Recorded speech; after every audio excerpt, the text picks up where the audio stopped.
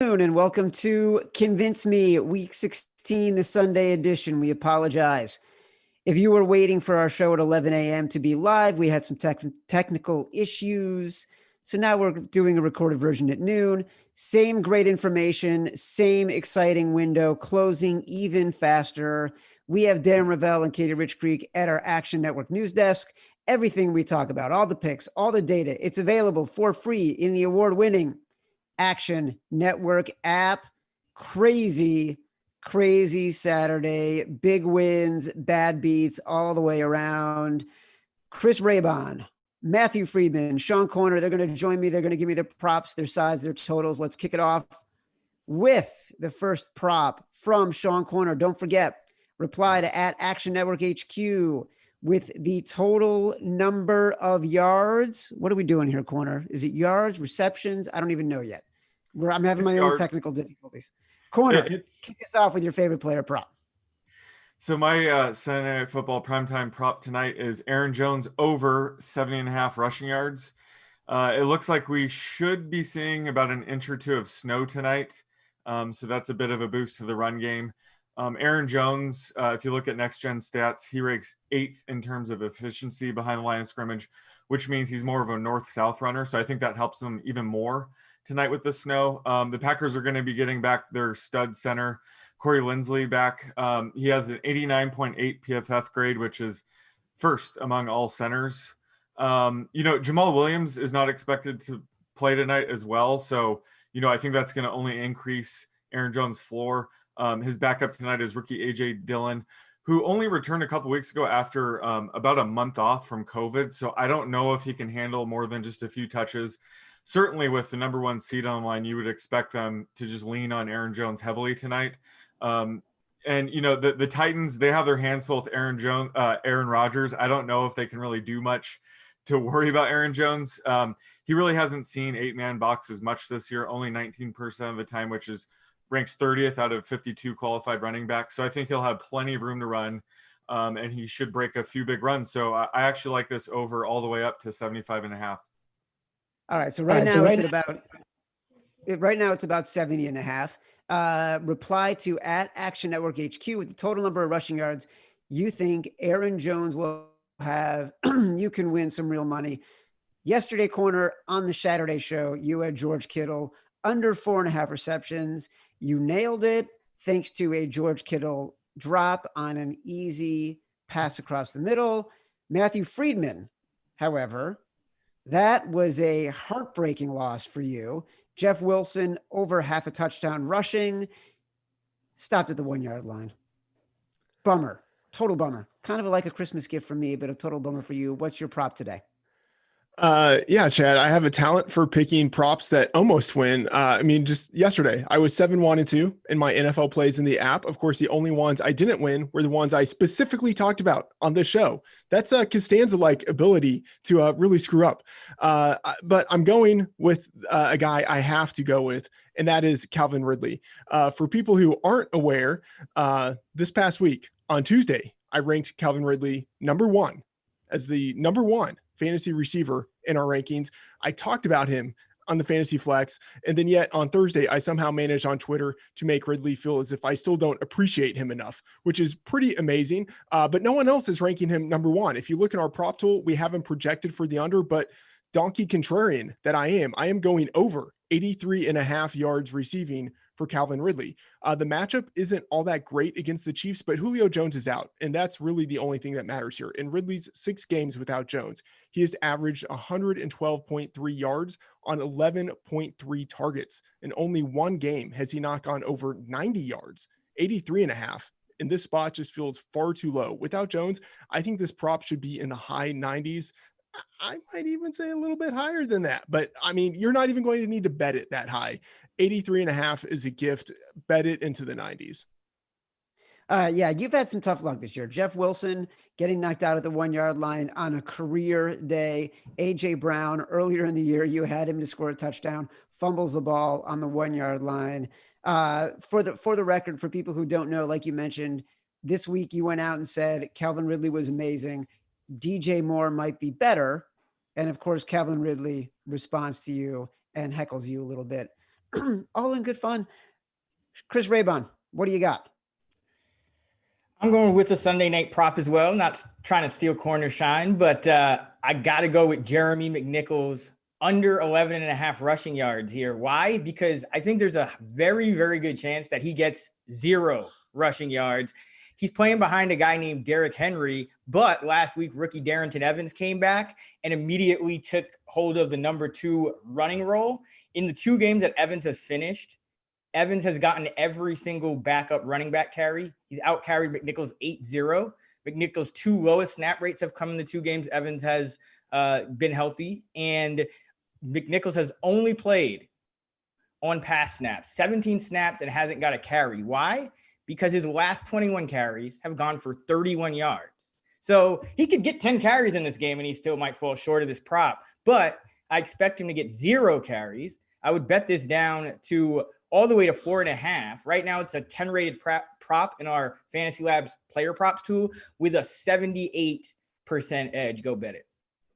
All right, listen, you guys have all heard your arguments. I am torn right now, but between rooting for nothing on Sunday night or rooting for something on Sunday night. Someone take a last stab to convince me why they're right. Root for something. Calvin Ridley going over. Come on. You got to do it.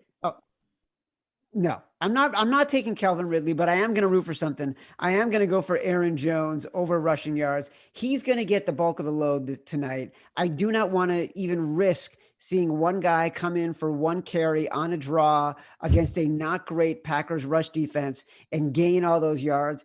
Give me Aaron Jones, who's going to carry a load. That is going to be my rushing prop. Darren Ravel, what do you got for me?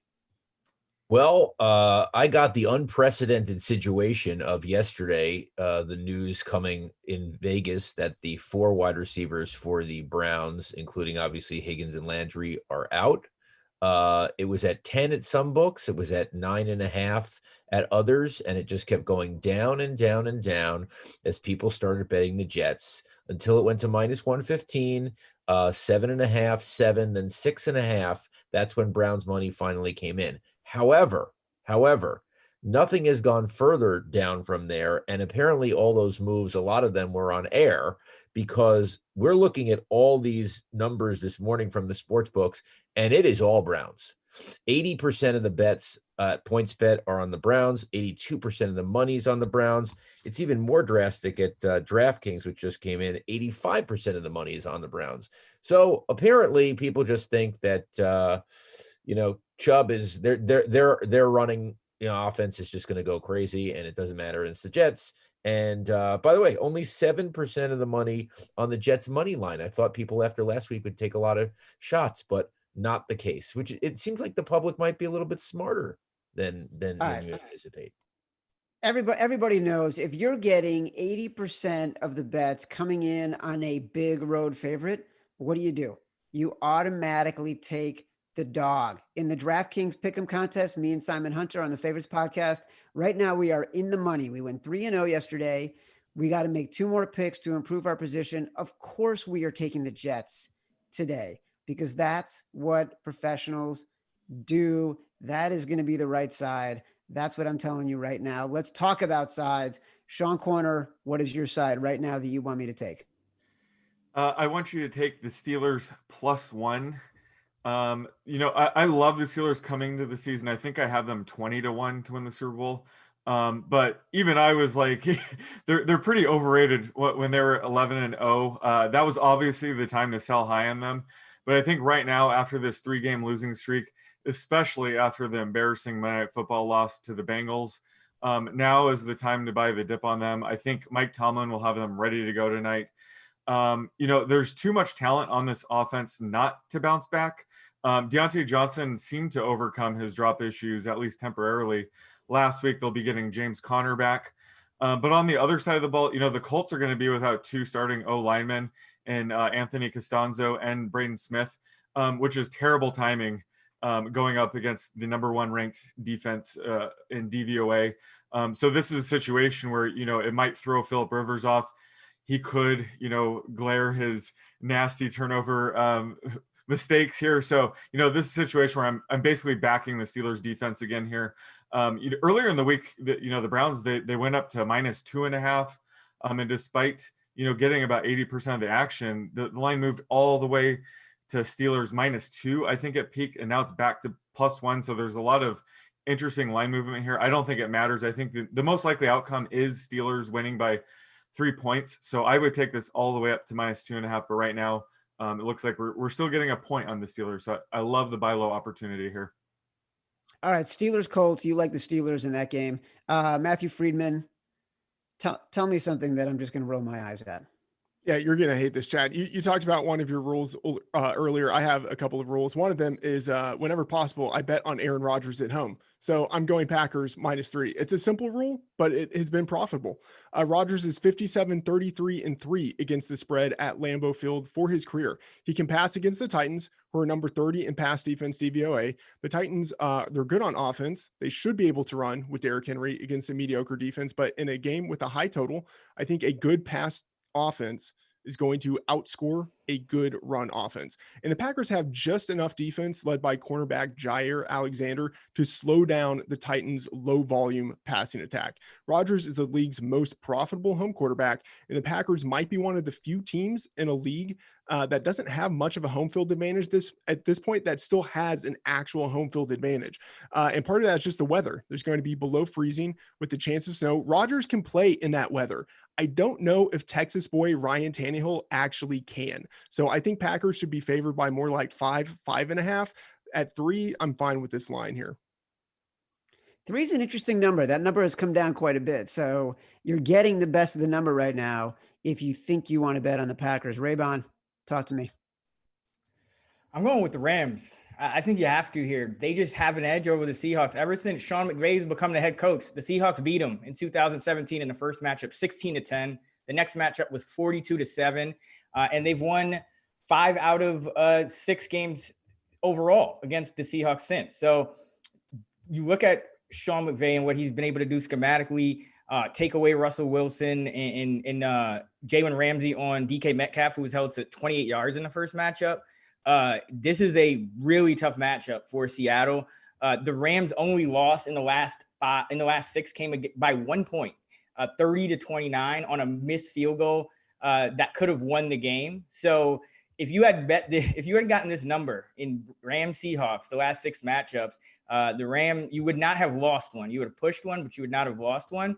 And then you have Sean McVay coming off a loss. Like, this is why the Rams blew this game against the Jets last week, because they were looking ahead to the Seahawks.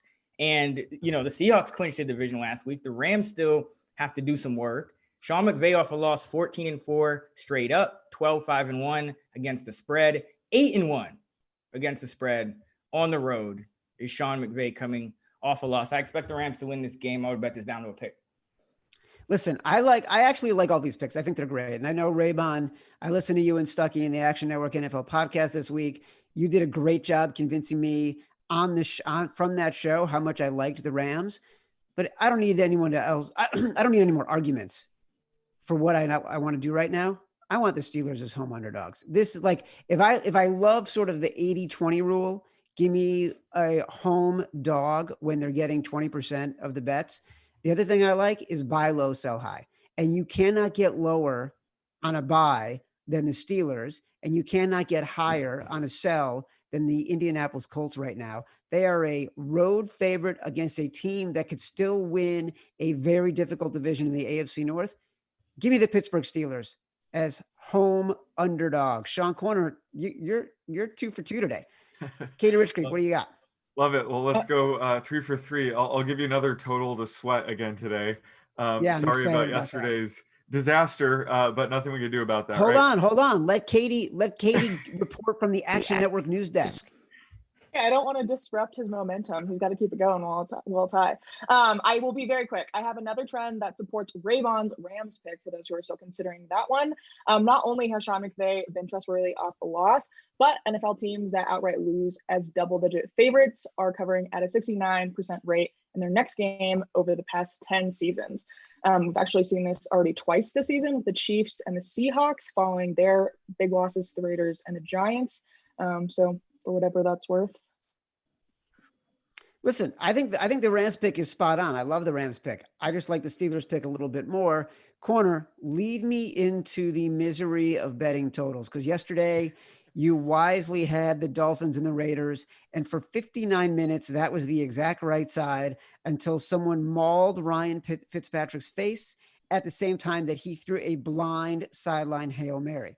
So unless we get a circumstance like that again, I am convinced that you will give me the right side.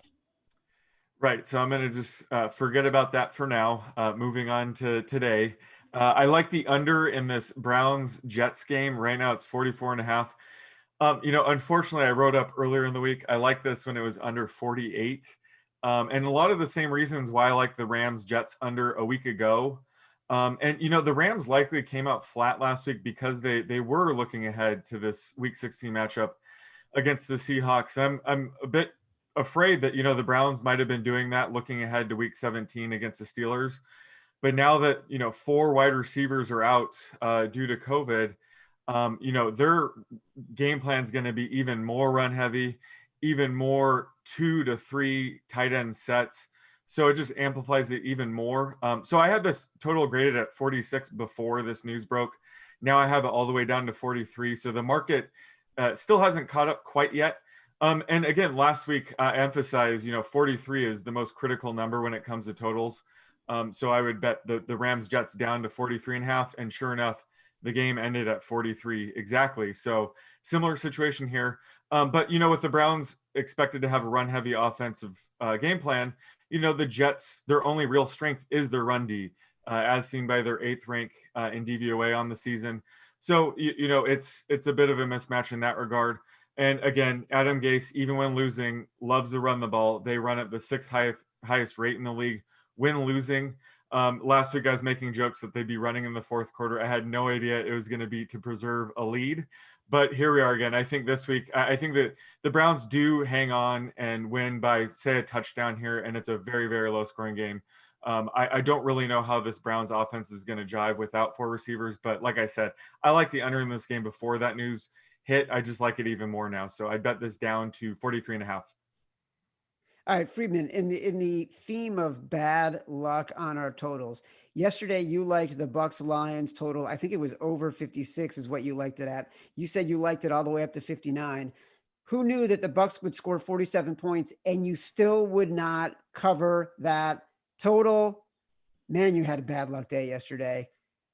Tell me what you want to do today. All right. Well, honestly, I want to bet what Sean is talking about. He beat me into the outline in terms of putting that in there. That's what I would have picked. But since I can't pick that That's one, amazing. Yeah, since I can't pick that one, I will go with Cowboys Eagles under 50.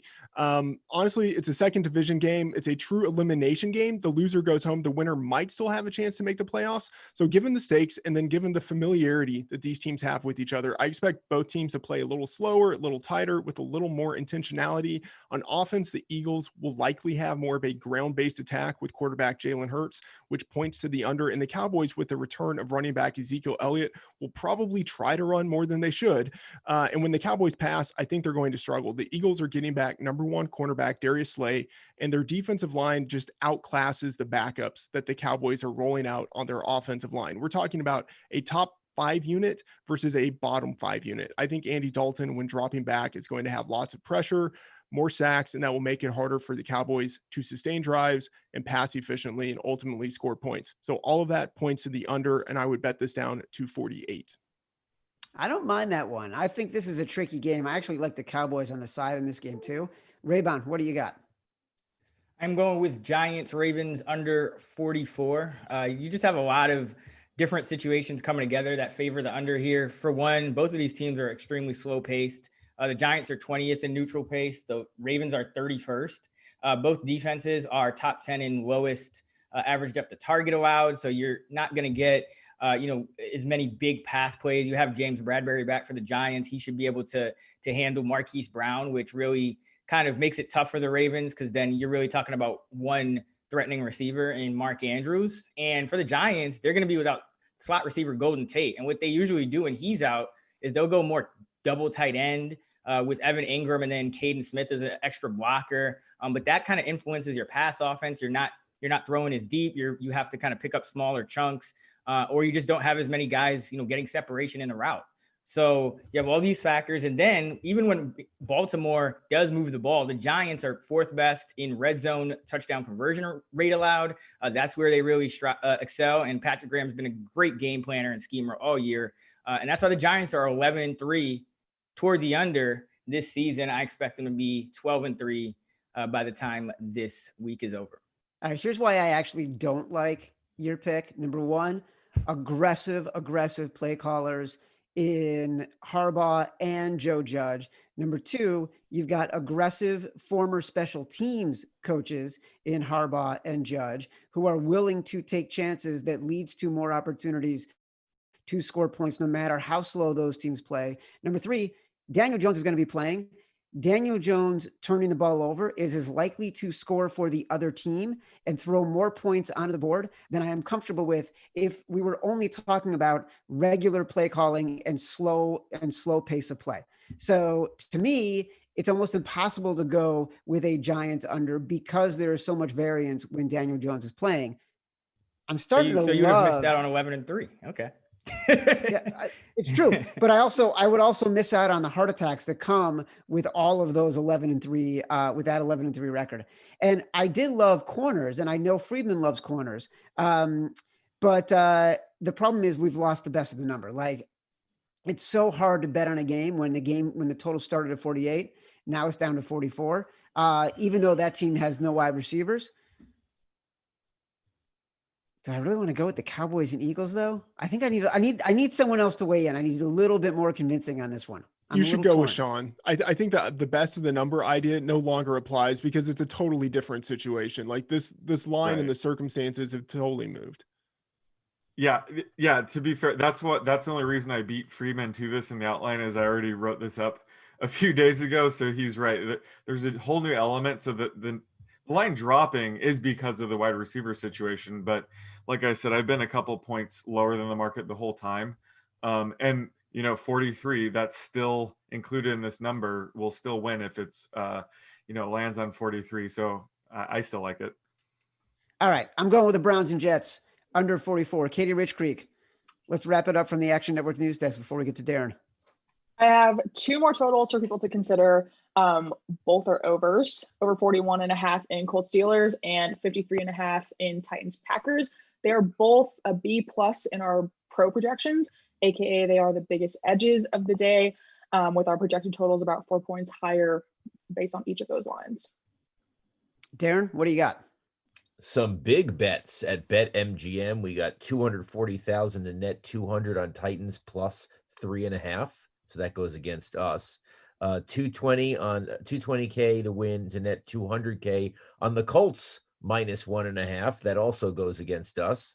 And 220,000 to win 200 on the Eagles minus 2.5. They don't. Whoever's betting this, obviously they did it before the show, but they just took away all our picks. And the one that I got to throw in there, Chad, just for you, which will make you throw up, is 148,000 on the Bears money line to net 48,000. What's terrible about that is I've already seen a report this morning. from Adam Schefter at ESPN that the Bears will consider re-signing Mitch Trubisky if they make the playoffs. I swear to God, 4 weeks ago, I said the worst thing that can happen is Trubisky comes in, the Bears get hot against bad teams, they make the playoffs because all of a sudden the Bears are going to think they're geniuses and they should re-sign Mitch Trubisky. And so are you rooting against the Bears today? I was going to, but James Robinson being out scares me a little bit. I probably will take a little taste of the Jags because the number is too big and it sort of fits all the metrics that I like, where a ton of money coming in on a undeserving road favorite. I did not put them in my contest, but I probably do like the Jags in this game. My final picks, my favorite bets from the day. Sean Corner wins the whole freaking day. Aaron Jones, over 70.5 rushing yards. The Steelers as home underdogs against the Colts, but we like them up to at least 2.5 as favorites if that number moves. Browns, Jets, the Browns with no wide receivers today. Under 44, expect a huge dose of Kareem Hunt and Nick Chubb. This has been Convince Me from the Action Network. Sorry about the technical delays. We hope you stuck with us. For Chris Raybon, Sean Corner, Matthew Friedman, Katie Rich Creek, Darren Ravel. Good luck today, folks.